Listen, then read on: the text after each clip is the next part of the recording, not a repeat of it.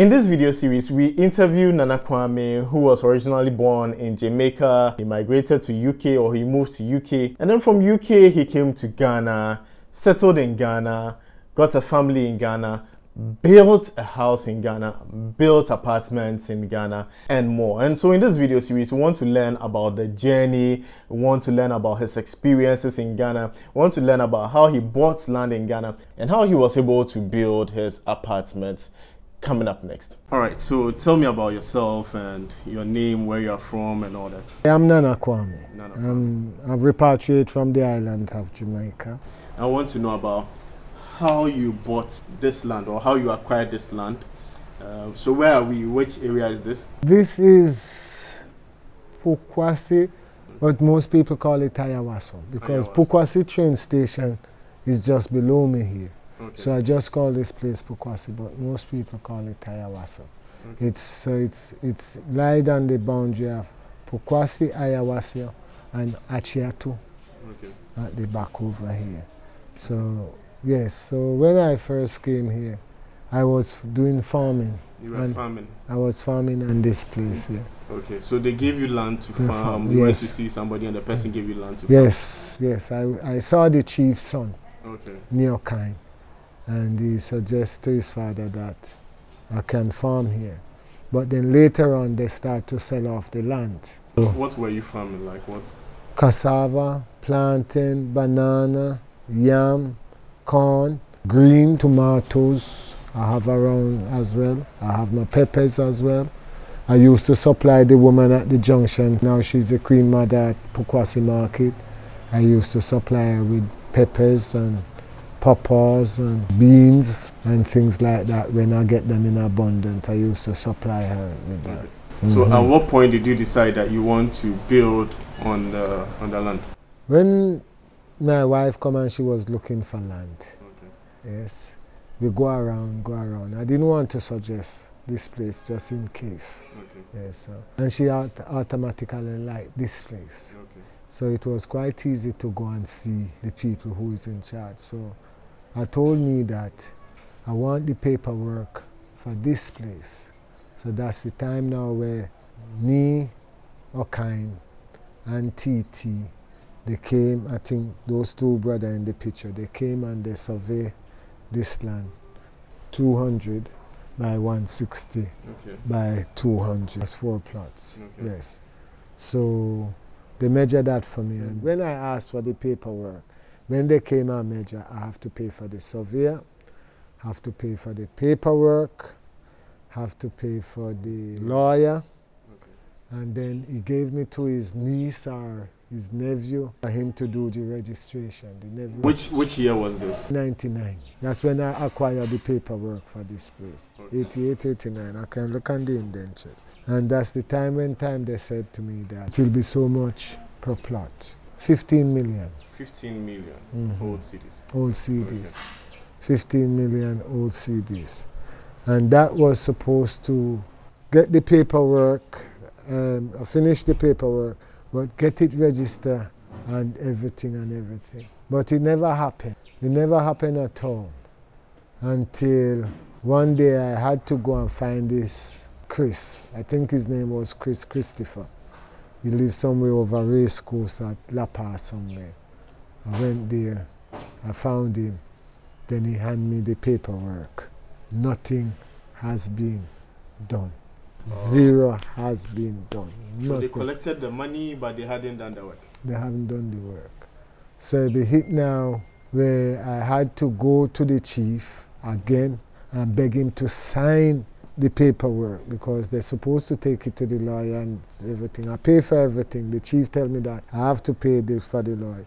So I had to go back to the chief because I have the indenture. But when I take it to lands, they show me that the chief have not signed. So I had to go back to the chief, and I don't know, fortunate for me, the chief wasn't well. Okay. So he was concerned about doing any more antics. Okay. So quickly, I went to see the chief, and he told me come back the next day. The next day I went, it got worse, and the wife handed me the... And then I went to lands registration, land commission, land, where they call digit, where they come and measuring. They do the measuring, then I submit it. So all the work's done. It is at land registry now. So for these people to give land registry the necessary paperwork so that land registry can complete. All the people up here are more or less. I'm the most advanced one, because when you go to lands, you will find my name inside. So even the other people, when they want to take plotting, they have to come and take plotting from my, from yours. Yes, from my things plotting. So. When you bought the land, did you plan to build this apartments here, or what was the plan initially? Well, the plan, I was in transport first. Yeah. So when I bought this place, I wanted to be a big transport yard. Okay. But then I noticed that I can go out with my transport for 2 days, especially the Kia trade. I leave here Sunday, and by Monday morning, I would be about 700-800 CD in my pocket. Tuesday, Wednesday I do the same thing again, finish up on Thursday afternoon, another set. So for the week I was making about 1,400 CD. That's a lot of money. Yes, that's quite a bit of money. And I gave a driver the car to go and drive. And the driver was supposed to make me 500 CD for the week. And he couldn't do that. Where I can make. And that time too, we were carrying timbers. You know, timber movements of timber is a good money. So we carrying timbers. My truck was carrying timbers all over, from all over. And I realized that when I work the truck myself, you make more money. I make money.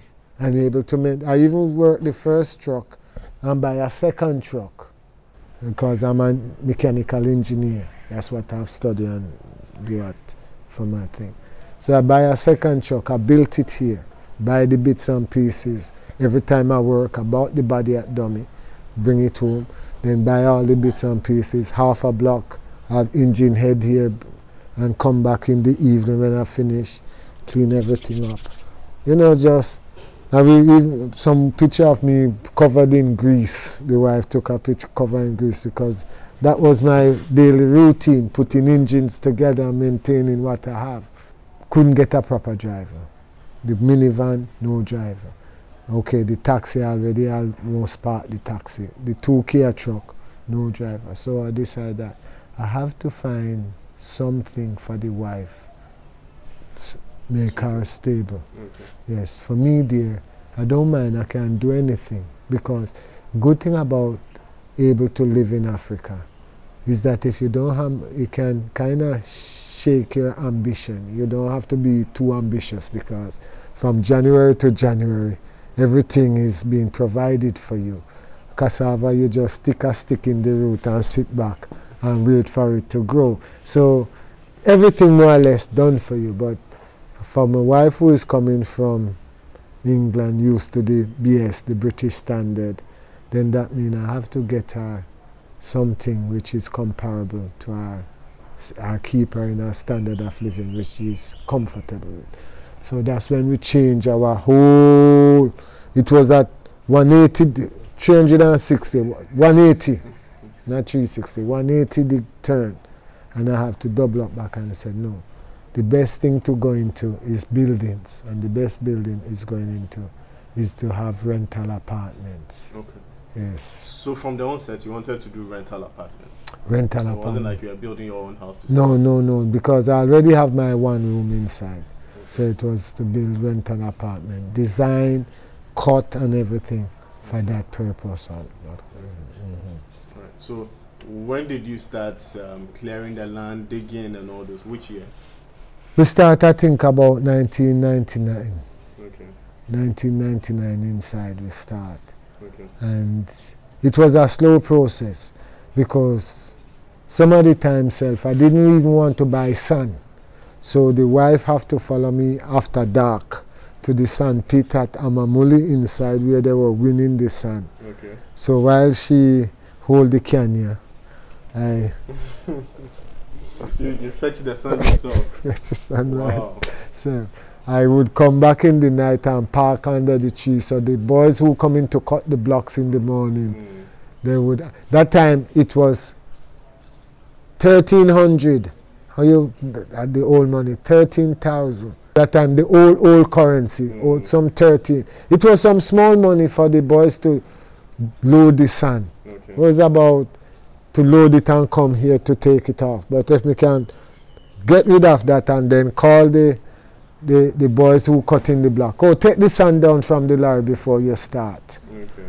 Then it would be cheaper. I could make plenty trips. Still, I have to get them. But wherein I could get 1 or 2 trips in the week without any extra help, then I would do that.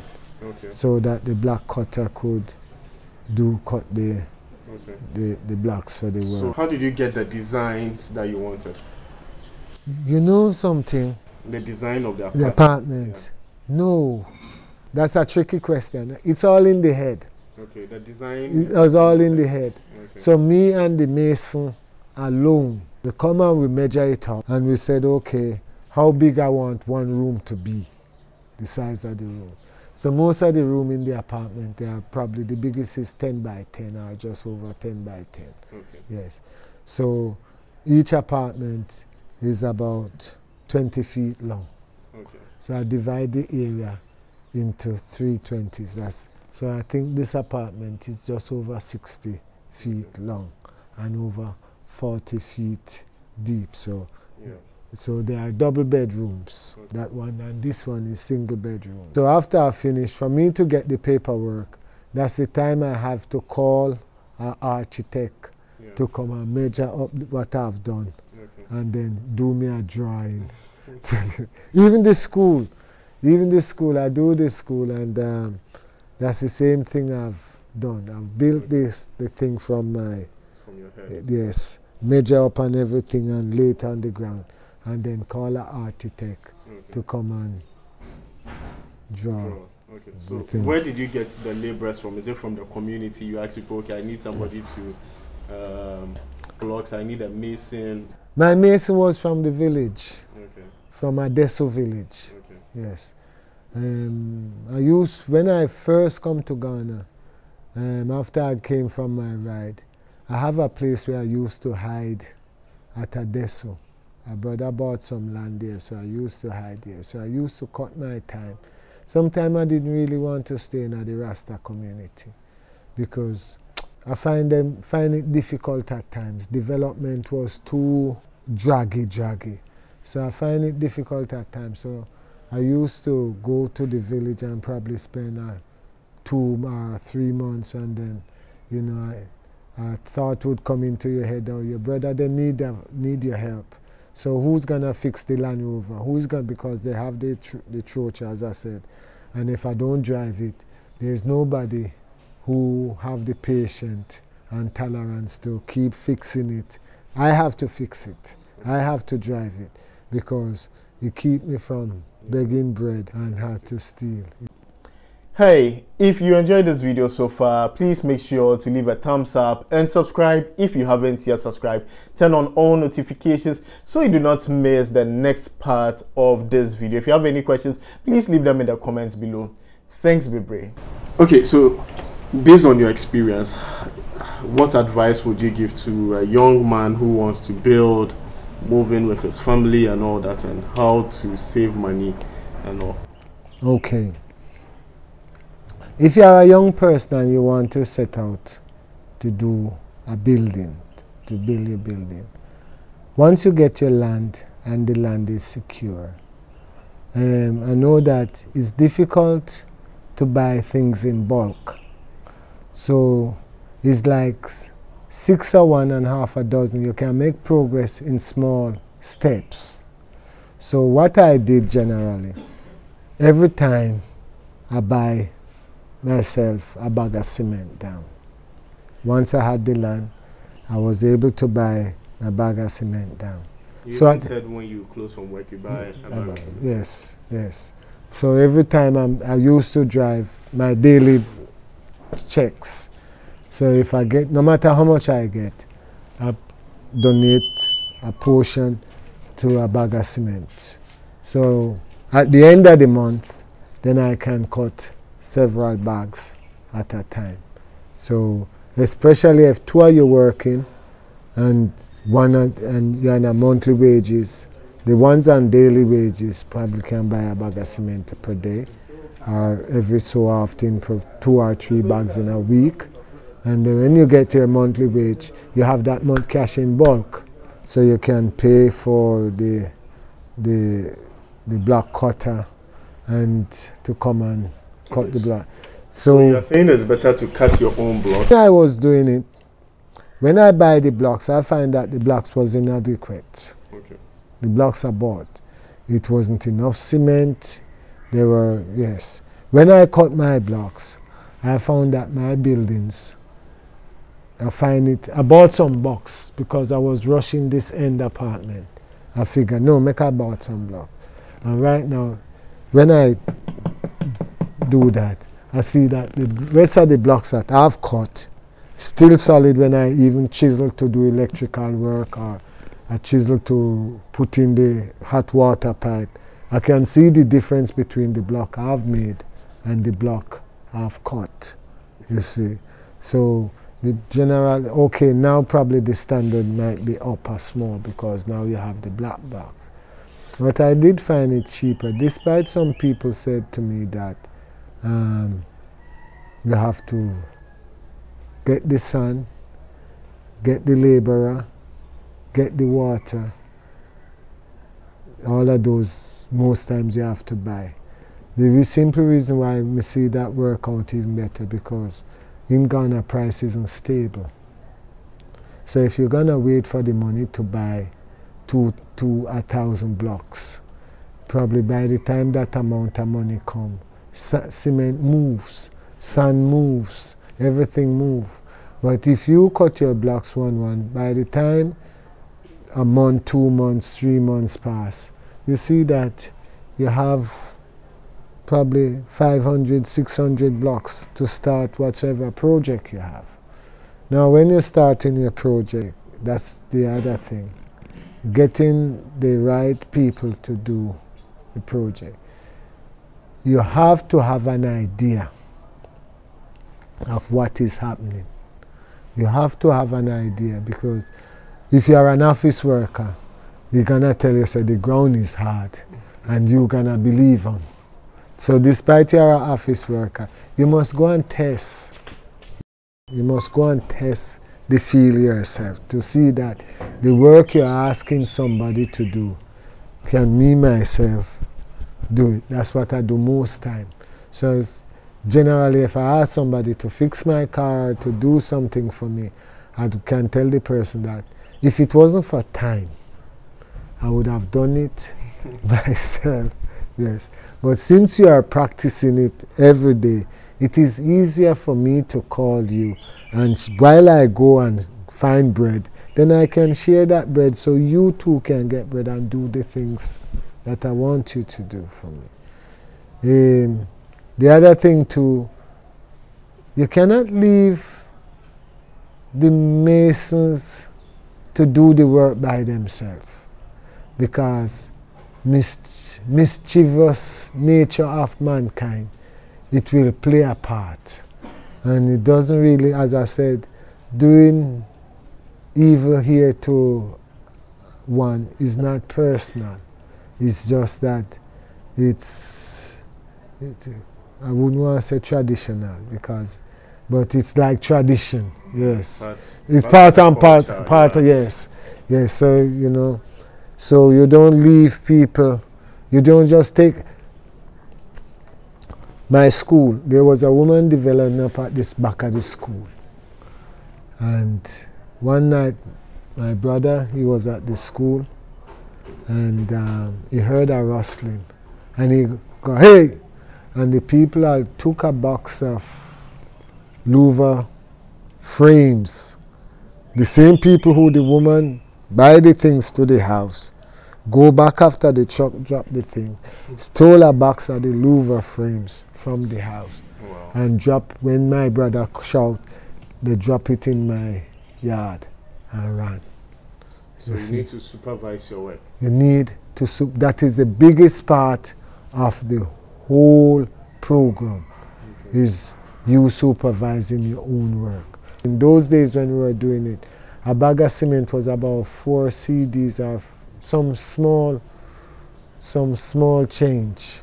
You know, you have $2 you could buy a bag of cement. I think it was working out to be about $1.50 or $2 a bag for cement. Now a bag of cement is more than, I think, almost $10 for a bag of cement, comparing to $2 in those olden days. Electric wires was something like less than $5 for a coil of wires.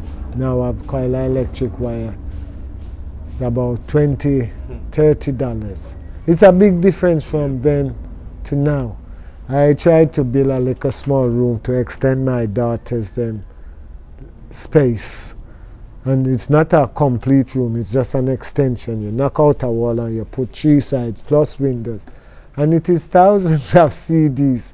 Really, up to now, I cannot plaster the outside because a bucket of sand, triple sand, which I pay $550 for, small triple sand, now is $1,200. So that one there, rain is not wetting them, so they can stay there for the time being. So it's not like in the days in the 90s when I was doing building. And to carry a bag, first time when I'm cutting shortcut, I carry cement on my head. I remember when I was building my first one room at Amamuli, I had to carry the cement on my head from Asofa, from Ofanko barrier to Asofa, and then down to Amamuli, reach down the bottom, the sweat off my head, wet the bag, and then I reach near the house now, the whole bag of cement. Wow, just tear. Just tear. Soldier, don't laugh, it coming like me head sink inside my neck, and now I have to go back and get bucket and scrape up the bag of cement from the ground. It wasn't easy, but as I said to you before, I rather hit here under any condition than a day in England or America with $1 million pocket money. Here, I love it here. My soul is at complete peace, perfect rest. So all the obstacle is just testing my faith. So I see those as testing of faith. So anything happen which I don't like, I just murmur to myself, so this thing come to test my faith. Okay, so be it. I pick up Neokind in my car and I went straight to the other niece's house and tell them, say, no, this is Neokind I get the land from. And this is Nana Kwame, which said that the land belonged to them. Please, could you sort yourself out? And then when you finish, then talk to me. So, one big conversation in the gap. Go this, that big conversation in the gap. Then after a while, they said, okay, we must both come to the site to settle. So we come to the site, and this photograph was the result of the settlement. So everything was settled here.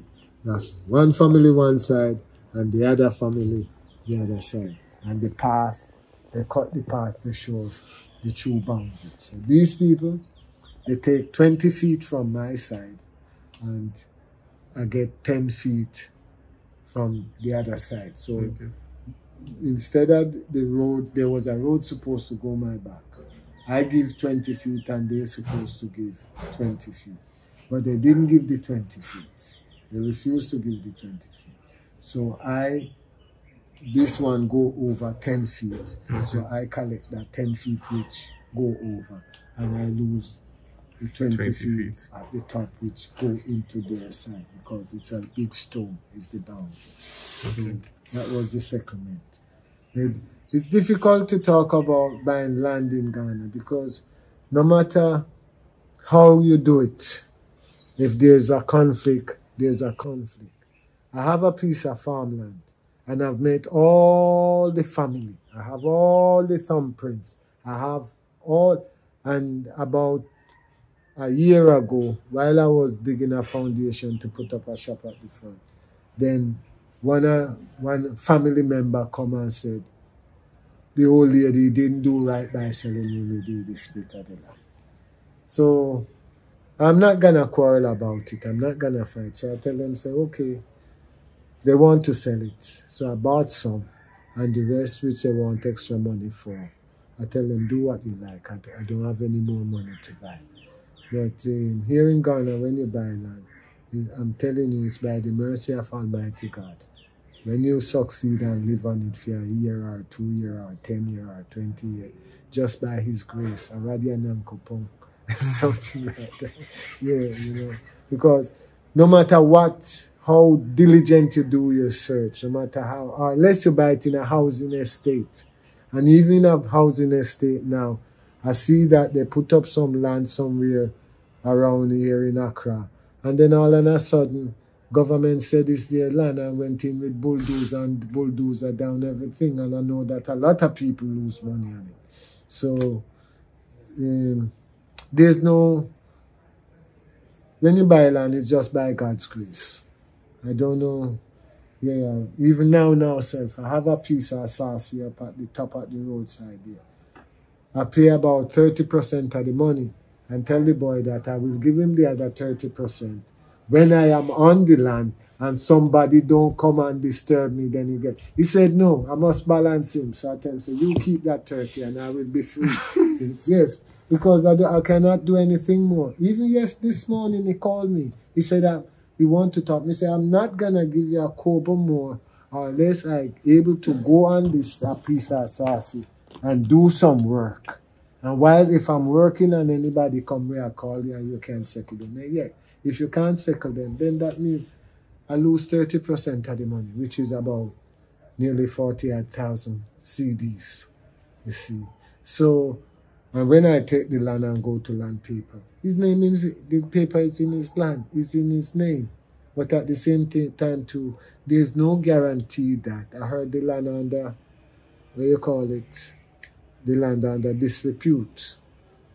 So for me, so there's no true guarantee, whether here in Accra or in the western region where I have, eastern region where I have land. All of it, you get into disrepute. I bought some land for another sister on the motorway to Suhum. And after I bought the land, I heard that the people who sell me the land, despite they have documents, they didn't finish pay the old people for the land. So the extra plot of land where they sell me, they are not supposed to sell it. So still we are now have to go back to negotiate with the old landowner to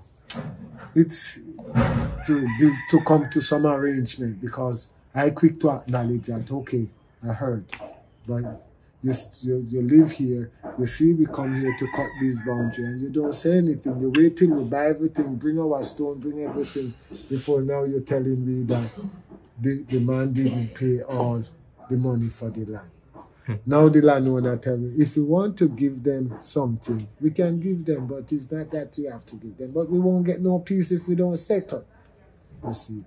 So land in Ghana, here in Ghana, it's not personal that the people want to treat you rough or treat you bad. It's nothing personal.